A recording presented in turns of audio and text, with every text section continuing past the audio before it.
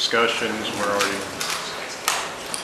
The one issue that swirls around that just a tad is continuing discussions about the possibility of looking at whether or not a long-term capital investment by a bond issue is a way to do it. I've continued to have a number of discussions about that with members of the legislature. A lot of positive feedback about how we need to think about getting an organized way to do capital in the state, and we need to access the 35% interest payment that the federal government will do under the Recovery Act. We continue to have discussions about that. No decisions have been made on that, but that would be something, because of the time frames, could eventually lead us to coming back prior to January. Is there anybody in the legislature in leadership who's specifically pushing back and saying you're not going to get this bill through? I mean, some days, but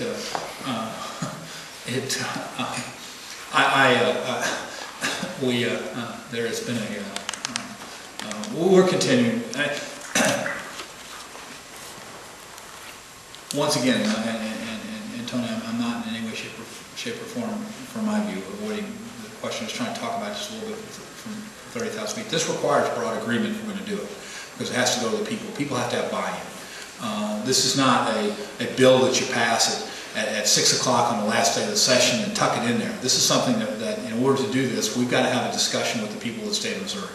And that discussion is whether or not we're going to get organized about long-term capital, and whether or not we're going to lean up our state government and things like rental units and things of that nature, so that we're running a leaner government by investing in some capital in the front end and getting more organized about how we invest in capital, so that you couple that with the fact that the retirement of the third state building funds, historically low interest rates. We think this is a time in which reasonable discussion should be had, and we're continuing that discussion and will over the coming weeks. If we can reach a consensus, I would say that you should see significant signs as to whether that consensus can be reached, in the zone of the weeks following the veto session.